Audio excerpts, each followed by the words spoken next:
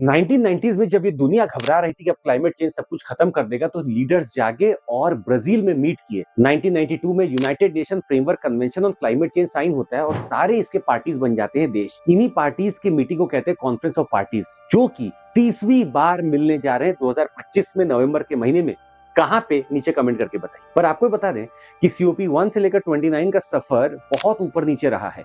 यहाँ पे कुछ ऐसे सीओपीज रहे जो बहुत इंपॉर्टेंट है और अगले कुछ सेकंड में हम आपको वही बताने वाले हैं।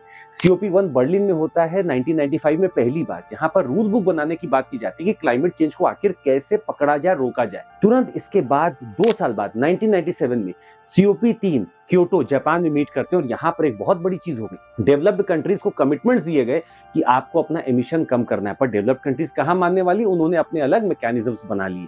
इसके ठीक बाद 2002 में न्यू दिल्ली में एक डिक्लेरेशन साइन होता है, जिसको न्यू दिल्ली डिक्लेरेशन के नाम से, सस्टेनेबल डेवलपमेंट के नाम से भी जाना जाता है। 2009 और 10 बहुत इंपॉर्टेंट पीरियड रहा है, जहां पर कोपेनहेगन और कैनकुन में मीटिंग्स हुई और यहाँ पे सीओपीज में डिसाइड हुआ कि ग्रीन क्लाइमेट फंड स्टैब्लिश होगा और डेवलपिंग कंट्रीज की मदद की जाएगी, डेवलप्ड कंट्रीज पैसा देंगी। 2015 का पेरिस अग्रीमेंट सबसे बड़ा थ्रेशोल्ड था। यहाँ पर सारे कंट्रीज मिलकर एक कसम खाते हैं कि 1.5 डिग्री सेल्सियस से धरती का टेम्परेचर नहीं बढ़ने देंगे और डेवलप्ड कंट्रीज डेवलपिंग कंट्रीज को पैसा देगी और सारी कंट्रीज कुछ ना कुछ नेशनली डिटरमाइंड कंट्रीब्यूशन भी बताएंगी।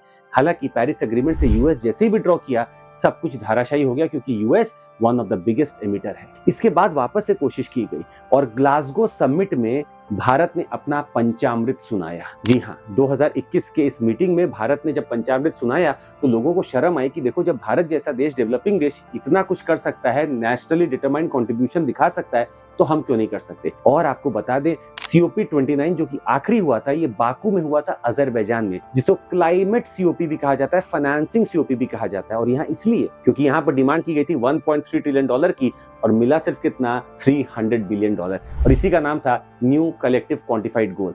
पर अब इस बार क्या होने वाला है, कहां होने वाला है, नीचे कमेंट करके जरूर बताइएगा। और सुनिए, अगर आपको जुड़ना है हमारे साथ तो 19,999 में आपको 6 महीने का हमारा पूरा कोर्स मिल रहा है प्रीलिम्स तक के लिए। अगर आपको सिर्फ प्रीलिम्स की तैयारी करनी है तो 11,999 रुपए में पूरा प्रीलिम्स का कोर्स आप हमारा ले सकते हैं, आराम से पढ़ सकते हैं। हमारे बैचेस चालू हो रहे हैं और जुड़ने के लिए आपको सीएमसी कोड यूज करना होगा, ऐप डाउनलोड करना होगा। Let's crack it.